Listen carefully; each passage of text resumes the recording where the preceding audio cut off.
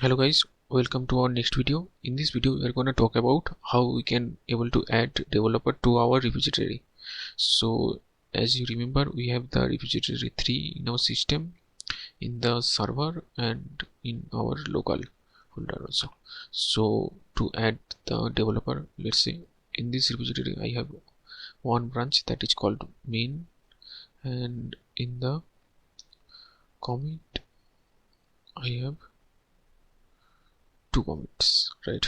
So if I want to add the developer to my repository, I'm just goes into here and add the people. Okay, so the username of the developer, so that's the username of our developer. Okay, so I just send him an invitation. See, pending invitation. So if I goes into our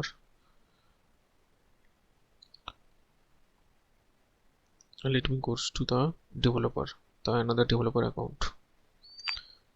So I'm into the another developer account. Here you can see the notification.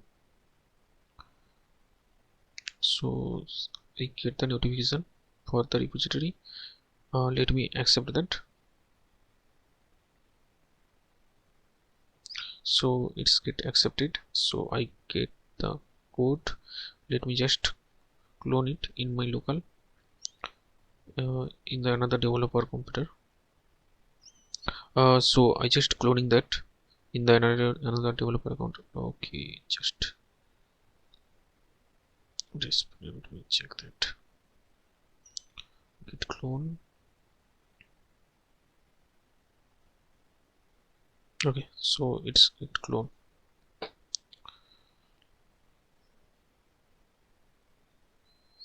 Okay, the cloning is successful.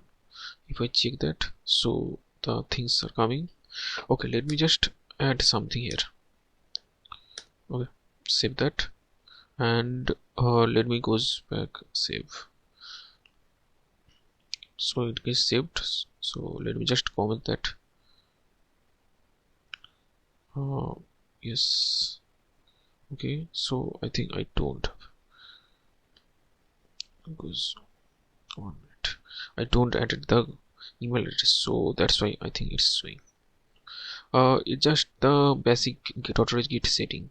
You can just add the rate, sorry, gmail.com, let's say. Okay, apply that. Okay, let me just comment. Okay, I think the window is open. So if I just check the modification here, you can see this is the modification that's showing. So these 3 lines are added. The yellow one is showing, so these 3 lines are added as.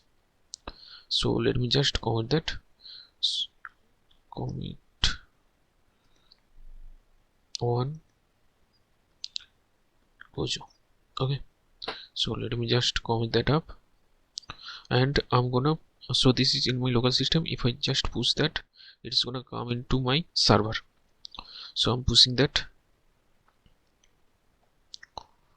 So if I just refresh that in the Gojo system, so and check the text, so see this, it's coming, and the commit is 3. Okay, so these are the comments that have been done so far. So let me just goes into the Robin's account again. Okay, so in the Robin's account you can also see there's 3 commit, and let me just show you. So if I check the file, see there's not the changes are coming. So to get the changes, I just need to pull the changes. So from .git I goes into the pull and click on OK. So it's gonna pull the changes. So see, 1 file changes and 3 insertion.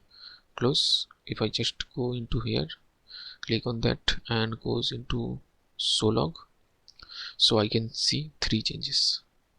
So Robin first in that time created from the Git, second Robin, and third one is done by the author Gojo.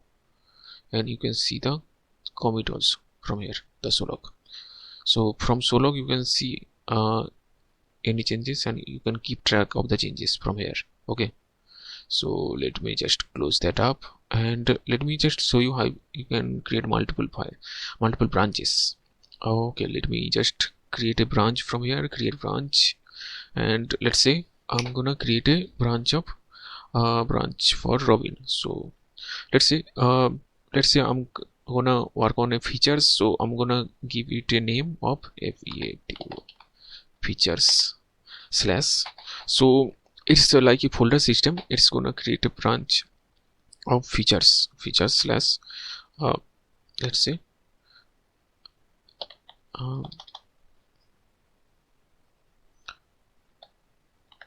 branch one. In real life scenario, you're not gonna keep the branch name like this. You're gonna give it like a, let's say you're gonna work on a password changes or something, so you're gonna give it a password changes features slash password changes, something like that, and you can give it here. Or let's say you are working on an email manager system, so you're gonna give it a name like features slash email manager or something like that. And let's say you're gonna work on some bug fixes, like you need to change some button click fixes, so you're gonna give it a name like a bug fixing slash button click fix, something like that. So if you check the setting, the head branch is main, so I'm creating this branch based on the main branch, right? So it can have when I create the branch, it can have all the changes, everything that's in the main branch right now. And after creating the branch, I'm switching that up. So let me just uncheck that so that you can understand it better. I'm just first creating the branch from here. Okay, so I created the branch. So if you right click on the folder, you can see you are in the main branch right now.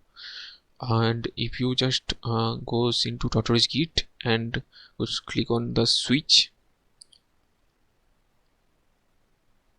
you can see there's the branch features slash branch one. So here you can see multiple branches. If you check that, there's a remote origin main branch, right? So the remote origin main branch, that is actually the remote server branch, and there's one called main branch, that is our local branch, right?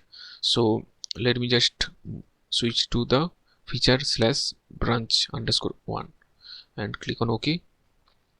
So I'm switched to this branch. So if you right click on that and see, there's the branch is branch one. Okay, so in this branch I'm gonna, let's say, make this is2 is there's simple changes, online changes. Okay, I added, and let me just comment that so that you can understand. So change is how many is was there? 1 minute. Just to understand, you are not gonna do that, just to understand what kind of comment we are doing. So okay, so this is the changes. I'm gonna push that changes to my server also. So I push that into my server. See, the one feature branch one had pushed. So if I just goes into that branch and if I check that, so see, this branch has these changes. But if I goes into my main branch and check that, there's no changes here. So from local also I can switch that, and from server also I can switch that. If I just switch that into my main branch, let's say main branch, okay, and if I check that file, so see, it's only is, right?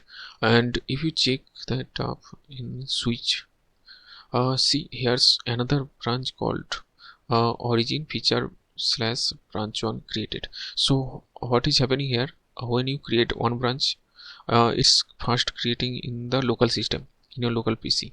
Then when you push that branch, it's gonna create that same branch as origin in the server. So in the server, after push you can see this branch. And let me switch back to the Gooses account so that you can see here also.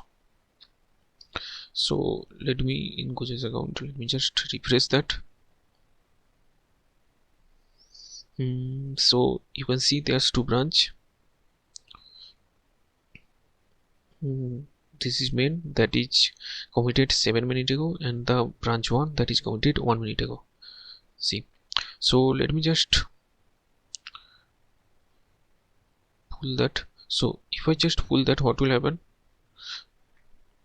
See, I'm just pulling that.